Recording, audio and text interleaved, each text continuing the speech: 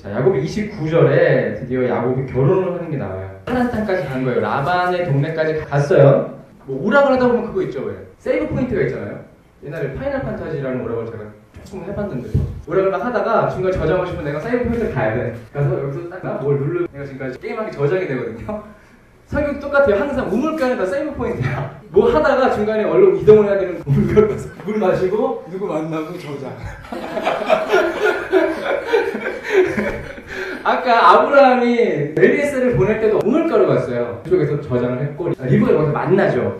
여기서도 야곱이 똑같습니다. 야곱이 주변에 있는 양치기들한테 여기 라반은 혹시 아시는지요? 라헬을 만나기 전에 먼저 라반의 집 사람들을 물어봐요. 우물을 보면 우물 뚜껑이 있어요. 원래 거기 먼저 있었던 양치기들이 그 우물 뚜껑이 좀 무거웠던 것 같아요. 닫아져 있는데 10절에 보면 야곱이 그 뚜껑 열어준다고 나와요.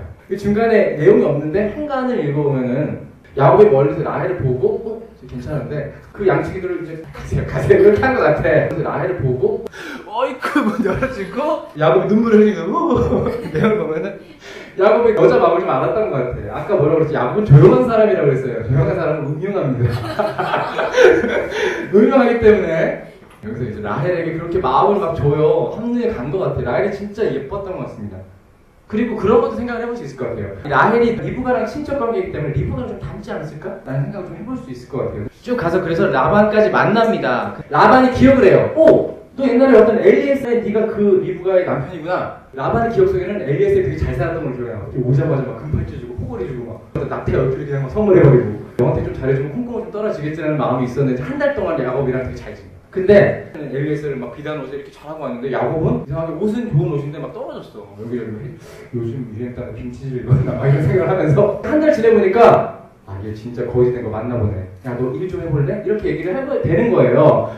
야, 여기서 이제 라반에게 두 딸이 있었다고 해요. 그 첫째 이름은 레아고 둘째 이름은 라헬인데 야곱이 라헬을 좋다고 라헬을 자기한테 달라고 얘기를 하는 게 나옵니다. 19절에 라반이 이르되 그를 내게 주는 것이 타인에게 주는 것보다 나으니 나와 함께 있으라. 20절에 보시면은 야곱이 라헬을 위해 7년 동안 라반을 섬겼으나 그를 사랑한 까닭에 7년을 며칠같이 여겼더라. 야곱이 라헬을 생각하면서 7년 동안 일을 합니다. 제가 여기 온 지 딱 7년 됐습니다. 여기 온 지 7년 됐어요. 네. 엊그제 온 것 같아요. 벌써 7년이 됐어요. 자, 아무튼 그때 당시에는 결혼 집착금이라는 게 있어요. 여자를 데려오는 것이 돈 주고 사온다는 개념이에요. 노동력의 개념이었기 때문에. 근데 야곱은 돈이 없는 글이잖아요. 그러니까 7년을 몸으로 떼어서 라헬을 취할 수 있는 조건을 가지게 됩니다. 그런데 여기서 레아를 취하잖아. 야곱은 레아가 별로 마음에 안 들었어요. 17절에 레아는 시력이 약하고 라헬을 돕고 아랬다고 해요. 시력이 약하다는 게 무슨 뜻일까? 진짜 눈이 안 좋아서 항상 인상 레아야, 예? 이럴 수 있고, 그리고 시력이 약하다는 거는 총기가 부족하다라는 뜻도 갖고 있어요. 총기가 부족하다는 건 뭐야? 레아? 예? 뭐 서방이 뭐 이런 약간 뭔가 백침이 있죠? 백침이 돼가지고 그렇게 시력이 부족하다는 뜻도 갖고 있는데 뭐 둘 중에 뭔지는 잘 모르겠어요. 야곱은 레아가 아무튼 별로 마음에 안 들어요. 그날 밤이 됐어요. 아내를 취합니다. 근데 아침 딱 보니까 심상해서 레아가 이러고 있는 겁니다. 그러니까 화가 냈습니다. 야곱이 화가 나서 딱 가서 아니 어떻게 된 겁니까? 당신 나한테 라헬을 주겠다고 하지 않았습니까? 그러니까 라반이 뭐라고 합니까? 우리 동네에 있는 동생을 먼저 시집 보낸 경우가 없다네. 야곱이 너무 분노해하니까 라반이 조건을 겁니다. 그러면은 7일 더 유하고 내 딸 라헬까지 가져가라. 그리고 7년을 더 섬겨달라. 이 얘기를 하는 거예요. 7년 그 사이에 7일이 있어요. 그거를 얘기를 합니다.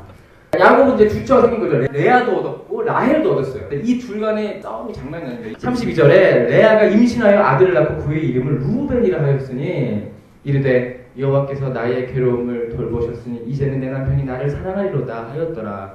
루벤의 뜻이 하나님께서 나를 돌보셨으니 레아가 얼마나 내가 위로받지 못했으면은 라헬이랑 야곱이 놀고 있을 때 나를 이제 좀 사랑해주고 나를 아껴달라고. 그러니까 그가 다시 임신하여 아들을 낳고 이르되 여호와께서 내가 사랑받지 못함을 들으셨습니다. 그래서 두 번째 난 아들이 시므온이에요. 33절에 보면 시므온인데 아직도 사랑받지 못하고 있어요. 그 시므온을 또 레아가 가서 아빠한테 가서 아빠한테 가서 아빠! 그러면 이제 저리가 이러고 야곱은 계속 라헬이랑 계속 놀고 있는 겁니다. 그러니까 34절에 그가 또 임신하여 아들을 낳고 이르되 내가 그에게 새 아들을 낳았으니 내 남편이 지금부터 나와 연합하리로다. 한이 외친 거예요. 그래서 그의 이름을 레위라고 했답니다. 아직까지도 야곱은 라헬에게서 돌아오지 않고 계속 레아를 등한시하고 있어요.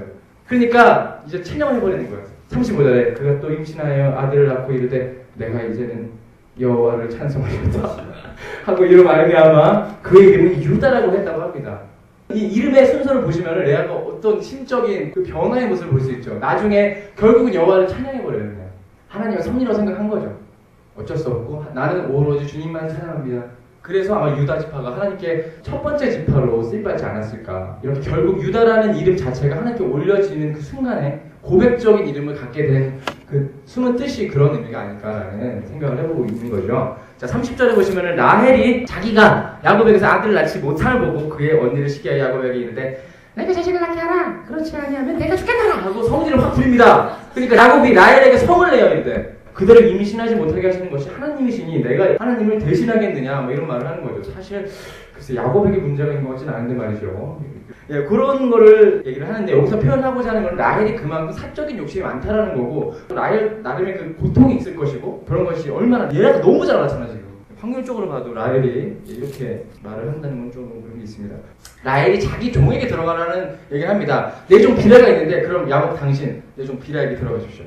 빌하는 라헬의 여종입니다. 그래서 태어난 게 단과 납달리예요. 이 단과 납달리는 나중에 12지파가 다 만들어지고 그들 간의 관계가 이루어질 때 가장 어정쩡한 위치에 있어요. 뭐 레아의 아들이어서 걔네들 간에 결속력이 보이는 것도 아니고 그렇다고 라헬의 친자여서 뭐 정말 야곱이 사랑을 받았던 것도 아니고 얘는 그냥 이것도 아니고 이렇게 멀쩡한 위치에 있는 뭐 그런 족속이 단과 납달리가 되는 겁니다. 이 창세기가 되게 중요한 이유가 이 12아들의 가족사를 보시면은 여기서 문제가 다 나와요. 답이 다 나와요. 이 뒤에 왜 이렇게 됐지? 창세기 보면 다 답이 있어요. 아, 얘가 이렇게 출발한 족속이구나. 다 나오기 때문에 창세기가 그렇게 중요한 겁니다. 그러니까 레아가 또 자기 종을 주죠. 아기가 딱 끊기니까 레아가 이번엔 야곱 그러면 제 종 실바에게 들어가죠. 야곱은 그냥 뭐 그래요 난 좋지 이러면서 또 취해서 낳은 것이 아셀과 지파가 되는 겁니다. 얘네들은 더 이것도 아닌 지파가 되는 거죠. 무슨 말씀인지 아시겠죠? 라헬의 종의 자식보다도 못한 레아의 종의 자식이니까 얼마나 그랬어요. 그리고 나중에 이 스불론, 이사갈, 아셀 지파는 나중에 갈릴리 지방 중에서 그 지방을 차지하고 있는 족속이 되는데 그 지방은 바벨론이 와서 막 유린합니다. 뭐 강간의 겁탈이 장난이 아니에요. 난리가 아니에요. 거기는 씨가 다 섞이고 그래서 나중에 갈릴리에서 난 자가 어찌 선지자가 되겠느냐 하는 말뜻 유대인이 어때요? 혈종만을 인정하는 지파잖아요? 그러니까 인정을 안 하는 거야. 갈릴리는 이방 족속이에요. 저긴 부정하다. 그래서 갈릴리 여자라면 말도 안 하고 갈릴리 사람이라면 상종을 안 합니다. 그런 지파인데 그 지파의 근원이 어디예요 지금? 이 레하의 종의 자식들이잖아요. 그 자식들이 받았던 땅이란 말이에요. 하나님께서 주신 그 차별의 악이 나중에 어떤 결과까지 보여주는 게 나오는 거예요. 뭐 모세가 그것까지 알고 썼겠어요?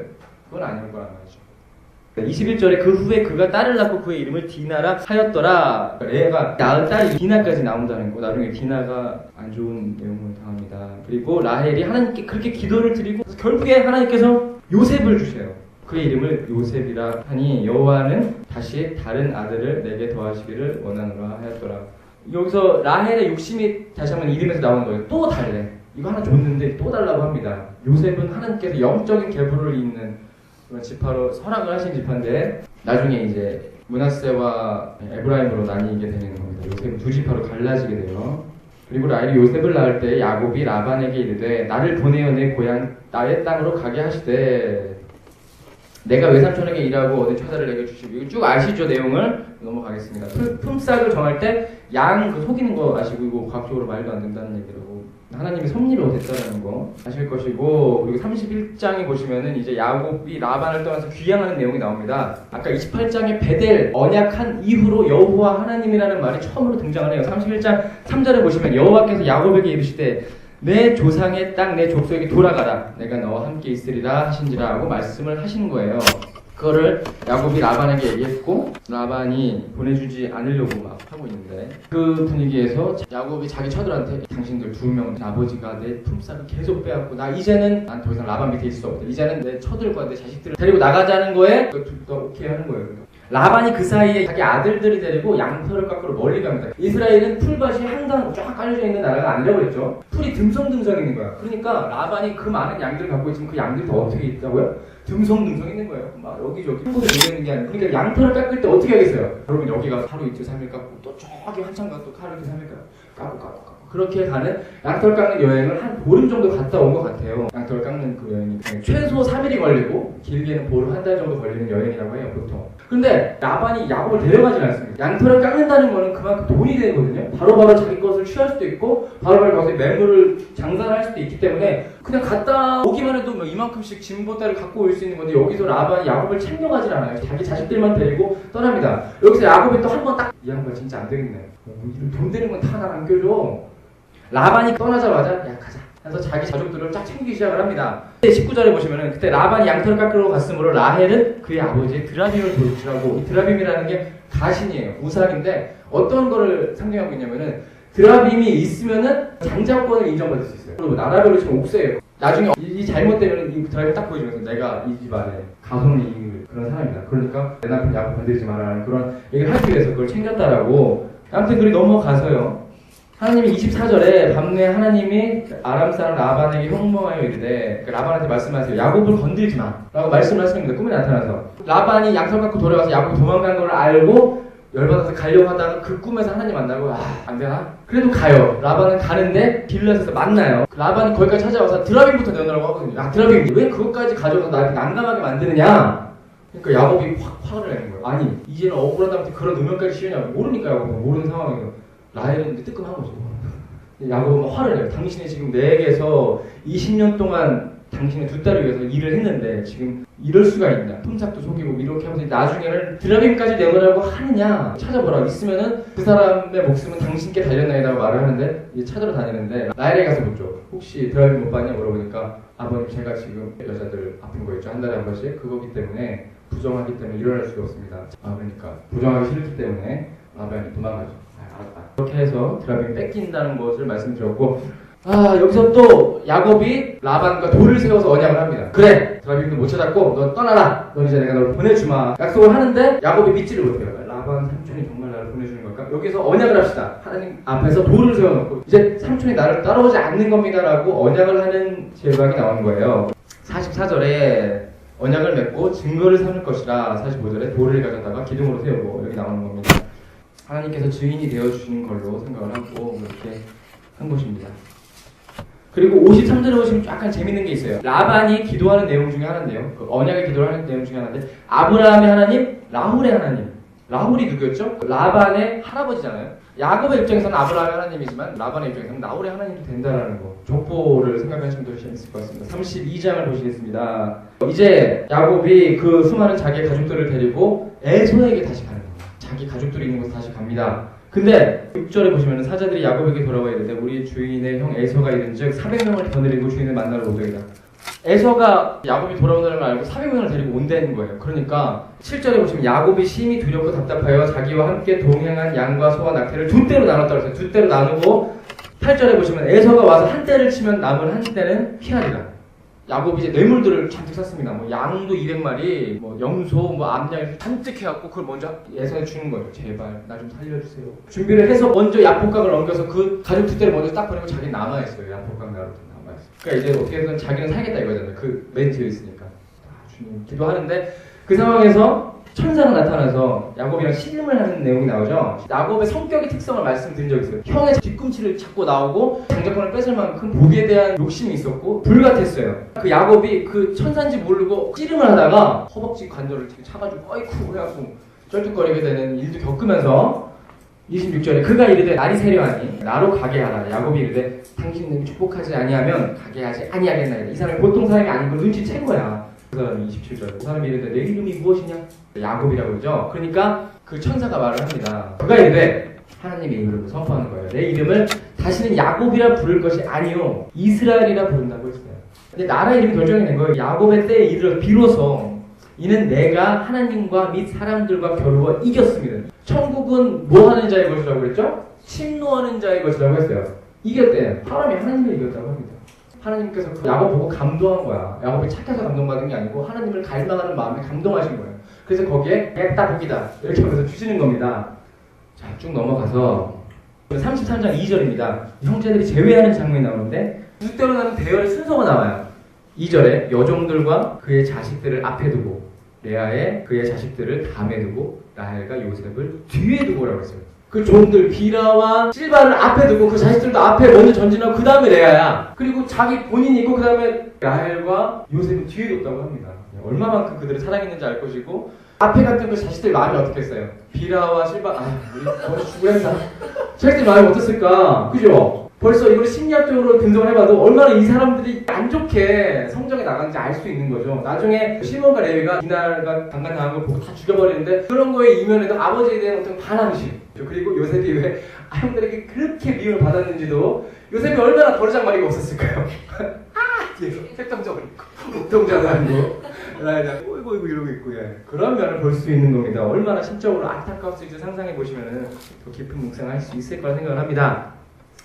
3절에 보시면 자기는 그들 앞에서 나아가되 요셉과 라헬을 앞에 나아가되 몸을 7번 땅에 굽히며 형 에서에게 가까이 7번 땅에 굽혔다는 건 그때 왕에 대했던 그 짐시왕한테 갈 때도 일보 전진이요 떡죽한다니. 이번에 제가 전쟁에서 뭐가 있었고 그 다음에 또 이보 전쟁 간 다음에 떡죽하고 뭐 설명하고 이러잖아요. 한 번씩 움직일 때마다 확인하는 거죠. 이 사람이 어떤 암살을 할 수 있는 뭐가 있는지를 확인하는 절차였다고 하는데 지금 그 왕을 아련하는 에서 앞에서 그런 걸 하는 거예요. 둘이 쌍둥이를 했죠. 근데 에서가 죽이려고 딱 만났다가 이미 양도 다 받은 상태에서 감동이 오는 거예요. 왜냐면 나랑 똑같은 사람이 저러고 보니까 지금 야곱 상황이 어때? 발은 절뚝거리지 몸은 막 누더길 거 아니야. 오랜 시간 왔으니까. 거기다가 나랑 똑같은 사람이 이러고 오는 거야. 그러니까 치려고 왔다가 감동을 받아버립니다. 4절에 에서가 달려와서 그를 맞이하고 안고 목을 어긋맞추어 그와 입맞추고 서러우니라.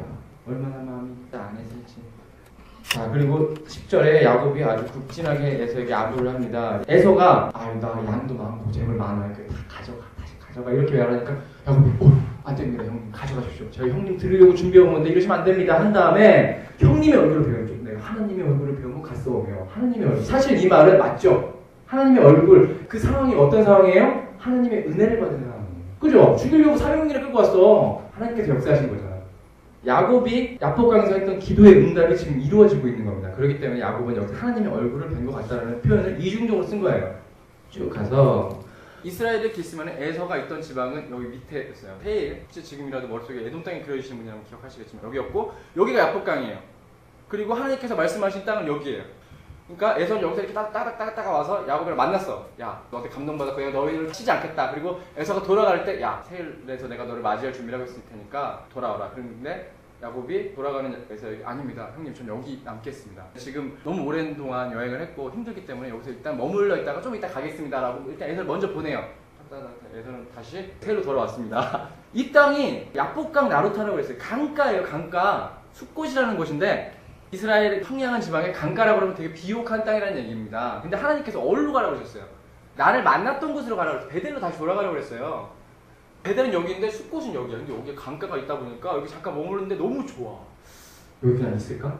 있어버려요. 안 돌아가고 하나님께서 말씀하신 그곳 돌아가지 않고 머물러 버립니다. 숫곳에 머물러요. 17절에 보시면은 야곱이 숫곳을 이르러 자기를 위하여 집을 짓고 그곳에 가축을 위하여 우릴간을 지었으므로 그 땅이 이름을 숫곳이라고 부르더라. 우릴간은 뭐 외양간 같은 거라고 보시면 되겠습니다. 그러니까 하나님께서 걔네들이 거기 너무 오래 있으니까 보기 안 좋으셨던지 조금씩 이제 어떤 상황을 주세요. 34절에 디나가 되게 강간을 당하는 장이 나오는데 레아가 야곱에게서 낳은 딸 디나가 그 숲곳에서 그 주변에 이제 산책을 하러 나가. 강간은 항상 번화에 있다. 그러니까 온갖 문화도 발전되고 볼 것이 많겠죠. 막 산책을 하고 있다가 2절에 히위 족속의 중 하몰의 아들 그 땅의 주장 세겜이 그를 보고 끌어들여 강간을 욕되게 하고 거기서 멈추면 모르겠는데 디나가 마음에 들어. 그러니까 가서 야곱에게 내가 당신 딸을 겁탈했지만 지금 사랑하게 됐으니 나에게 딸 달라고 말을 하는데 거기서 야곱이 자기 딸이 겁탈을 당했다는 얘기를 듣는데도 잠잠한 내용이 나옵니다. 5절에 보시면은 야곱이 그 딸 디나를 그가 더럽혔다 함을 들었으나 자기의 아들들이 들에서 목축하러 그들이 돌아오기까지 잠잠하였고 자기 딸이 겁탈을 당해서 잠잠한데 물론 그 당시에 아들들의 권한이라고 하는 거는 뭐 대단한 거였기 때문에 기다린 거라는 말도 되지만 레아의 아들들 얼마나 박대했을지 그 야곱이 지금까지 쭉 있었던 일들을 돌이켜보면 알 수 있을 거라고 생각합니다. 야곱의 아들들이 들에서 이를 듣고 돌아와서 7절입니다. 모두 근심하고 심히 노하였으니 이는 세겜의 야곱의 딸을 강간하여 이스라엘에게 부끄러운 일을 곧 행하지 못할 일들을 행하였습니다. 그래서 그 얘기를 다 나누고 이제 야곱과 아들이 다 나눕니다. 그러니까 13절에 야곱의 아들들이 세겜과 그의 아버지 하몰에게 그 얘기를 합니다. 그 얘기를 하니까 그 아들들이 좋습니다 하고 앞에서는 그 분노를 삭혀요. 탁 치고 뒤로 돌아가서 하물에게 말합니다. 그럼 너희들도 우리 족속과 똑같이 다 할례를 받으라. 할례를 받으면 너희들의 결혼을 성사시켜주겠다 말을 하니까 세겜이 진짜 좋아했던 것 같습니다. 그 하물의 아들이 진짜로 다 할례를 시켜요. 그러니까 거기서 25절에 나오죠. 제3일에 아직 그들이 아파할 때 오라버니 시므온과 레위가 각기 칼을 가지고 가서 몰래 그 성읍을 기습하여 모든 남자를 죽이고 모든 남자를 죽여버렸죠. 그리고 27절에 야곱의 여러 아들이 그 시체 있는 성읍으로 가서 노력하였으니 이는 그들이 그들의 누이를 더럽힌 까닭이라. 이때 뭐 요셉은 안 갔겠죠. 모든 아들이 아니라 여러 아들이라는 표현을 썼으니까. 그러니까 30절에 야곱이 얘기를 합니다. 야곱이 시몬과 레위한테 얘기를 딱 둘이 주도했던 것 같아요. 너희가 내게 화를 끼쳐 나로 하여금 이 땅의 주민 곧 가나안 족속과 그 족속에게 악취를 내게 하였도다. 야곱은 두려웠던 거예요. 여기서 모든 족속은 혈연관계라고 했는데 그 옆에 또 혈연관계의 족속이 나를 죽이게 될 때 나는 이제 난처해지는 거죠. 오랫동안 키워 자기의 기반보다 그들의 혈연이 훨씬 강하기 때문에 순간 겁을 확 먹은 겁니다. 그러니까 31절에 시므온과 레위가 그가 우리 누이를 창녀같이 대우함이 옳으니까 확 질러버려요. 아버지 앞에서. 뭐 야곱은 찔했겠죠. 35장으로 넘어가서 하나님이 야곱에게 이르시되 일어나 베델로 올라가서 거기 거주하며 내가 내 형 에서의 낯을 피하여 도망하던 때에 내게 나타났던 하나님께 거기서 제단을 쌓으라 하신지라. 하나님께서 계속 얘기하시는 거예요. 내가 너 베델로 올라가자고 하지 않았어. 왜 거기 남아가지고 그런 험한 꼴 당하고 있니? 라고 말씀을 하고 계시는 거예요. 그러니까 하나님 앞에서 다시 제대로 된 예배를 드리라고 말씀을 하고 계시는 거죠. 다시 회복되라고 말씀을 하고 계신 거예요. 그러면 2절에 야곱이 자기 집안 사람들을 다 불러 모아서 세 가지를 준비를 시킵니다. 아마 지금까지 이방 신상을 막 섬기고 그랬던 것 같아요. 첫 번째, 너희 중에 있는 이방 신상들을 버리고 자신을 정결하게 하고 그리고 너희들의 의복을 바꾸어 입으라. 이 세 가지를 하나님께서 우리가 지금도 예배를 드리거나 하나님 앞에 회복된 모습을 보여줄 때 이것들을 충분히 적용할 수 있는 거예요. 하나님께서 이거를 말씀해 주시기 위해서 이런 문맥들을 주시는 거고 우리 안에 있는 이방 신상을 다 버리고 우리를 정결하게 그러니까 뭐 사람이니까 뭐 이런저런 이상한 생각을 할 수 있겠지만 그런 것들을 다 내려놓으라는 얘기를 내려놓고 하나님 앞에서 옷을 바꿔 입는 거예요. 깔끔하게. 우리가 추석이나 설 때 사람들이 차례 지내는 모습을 생각하시면 될 것 같아요. 우리 근데 사실 예배 드릴 때 그런 모습이 안 되는 경우가 많잖아요. 근데 하나님 앞에 정말 예배를 드리고 우리가 정말로 회복의 자리로 만들고 싶으면 하나님께서 그런 행위가 있을 때 그것을 도와주시고 받아주신다라는 표현을 하고 있는 겁니다. 4절에 그들이 자기 손에 있는 모든 이방 신상들과 자기 귀에 있는 귀고리들을 야곱에게 주는지라. 야곱이 그것을 세겜 근처 상수리나무 아래에 묻고 그들을 떠났으나 하나님이 그 사면의 고을들로 크게 두려워하게 하였으므로 여기서 하나님의 역사가 일어나는 겁니다. 아까 야곱이 겁내했던 것들 중에 하나가 그 주변의 동맹 족속들로 인해 내가 당할 줄 알았는데 막상 야곱이 떠나려고 하니까 그들이 오히려 두려워서 손을 못 대고 있는 상황이 일어나는 거예요. 야곱이 베델로 돌아가는 얘기가 나오는데 7절에 그가 거기서 제단을 쌓고 그곳을 엘베델이라 불렀으니 이는 그의 형의 낯을 피할 때 하나님께서 그에게 나타나셨습니다. 엘베델이 익숙하죠. 우리 장면 셀이거든요. 제가 이런 생각을 가지고 만든 거였어요. 야 이제 쭉 리브가의 유모 드보라가 죽으면 사사 드보라군요. 동명이인들이 많다는 거 재밌는 부분이니까 기억하시면 좋을 것 같고요. 라헬이 죽습니다. 16절에 그들이 베델에서 길을 떠나 에브랏에 이르기까지. 에브랏이 아까 어디냐면은 베들레헴인데 헤브론. 자기가 그 장지를 산 그 지역에 이르기 전에 얼마간 거리를 둔 곳에서 라헬이 해산을 했는데 여기서 낳은 아들이 베냐민이었습니다. 요셉의 동생을 낳아요. 근데 18절에 처음에는 너무 라헬이 힘들고 어려워 하니까 이름을 베논이라고 했대요. 베논이는 슬픔의 아들이라는 뜻인데 나중에 요셉이 베냐민의 오른손의 아들이라는 이름을 줍니다. 이 성경 안에서 설명할 때 항상 오른쪽은 선한 거, 하나님의 뜻 이런 뜻을 갖고 있는데 근데 되게 웃긴 게 사울이 베냐민 족속이었어요. 근데 왼쪽은 뭐라고 그랬죠? 하나님과 반대되는 것이에요. 근데 왼손잡이 에웃이라는 사사가 등장을 해요. 왼손잡이에요. 근데 얘 사람은 베냐민 지파야. 그래서 되게 좀 엇갈리는 상황이 벌어지는 거예요. 거기서 하나님께서 말씀하시고 싶은 거는 베냐민 지파에게 하나님께서는 계속되게 유다 지파와 반대되는 개념을 심어주고 계세요. 사울 왕이 그거에 정점을 찍는 거고 그것에 반전을 주는 것이 다윗왕이죠. 다윗왕은 유다에서 온 것이고 그 유다 지파는 아까 얘기했던 하나님의 위로를 받는 레아의 고백에 들어간 최초의 지파가 되는 겁니다. 그리고 시므온과 레위가 하나님 아버지의 뜻을 거슬리면서 그 핏값을 치르기 위해서 레위는 제사장 직분을 받게 되고 시므온은 그 핏값으로 인해서 장자의 권위를 박탈당해버리죠. 그리고 르우벤은 22절에 이스라엘이 그 땅에 거주할 때 르우벤이 가서 그 아버지의 처 빌하와 동침하며 빌하와 동침을 해버리잖아요. 위에 그 형들이 다 망가져 버리는데 유다가 딱 남는 거예요.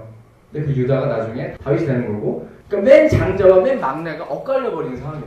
문학적으로 봐도 되게 재밌어요 이거. 네, 그런 것들을 상징적으로 생각을 해보시면 여기서 베논이라는 이름을 먼저 갖고 있었다라는 거. 사실 베냐민은 오른손의 아들이지만 원래 이름은 슬픔의 아들이라. 라헬이 죽음에 19절에 에브랏과 베들레헴 길의 장사가 되었고. 근데 여기서도 재밌는 부분이 있어요. 굳이 베들레헴 길의 장사를 지냈대요. 왜 그러냐면은 열왕기 뒤로 넘어가면은 나중에 얘네들이 바벨론에 망하게 되는 결과가 일어나요. 이쪽에서 계속 치고 데려오죠. 남유다 북이스라엘을 다 포로로 끌려가는데 그 가는 와중에 라헬의 묘가 있습니다. 그래서 사람들의 기억 속에는 라헬이라는 이미지는 물론 성경 초반전에는 약간 욕심적인 이미지로 나오지만 라헬은 결국 누구의 어머니죠? 요셉의 어머니예요. 요셉은 하나님께서 이루어주신 그 예수 그리스도의 영적인 계보를 이어가는, 유다는 육적인 계보를 이어가고 요셉은 영적인 계보를 이어가서 이렇게 만나는 거예요. 나중에 이거는 더 설명드리시면 나중에 하실 거예요. 아직은 잘 모르겠지만 이 사람들이 포로로 끌려가는 와중에 라헬의 묘를 볼 거 아닙니까? 라헬은 물론 사람들 눈에 죽어있지만 하나님의 입장에서 살아있거든. 하나님과 동의하고 아브라함 살아있고 이삭 살아있고 다 살아있잖아요. 성경에 쓰여진 그거는. 그렇기 때문에 지금 우리가 라헬의 묘를 지날 때 위로를 받게 하기 위해서라고 미리 그거를 염두하고 이렇게 묻었다라는 설도 있다는 거죠. 약간 억지성이 있다고 저는 생각을 아직은 하지만 어떻게 그렇게 좀 하나님께서 이 모든 하신 것에 대해서는 다 이유가 있고 계획이 있다는 거를 생각을 해보시면 좋을 것 같습니다.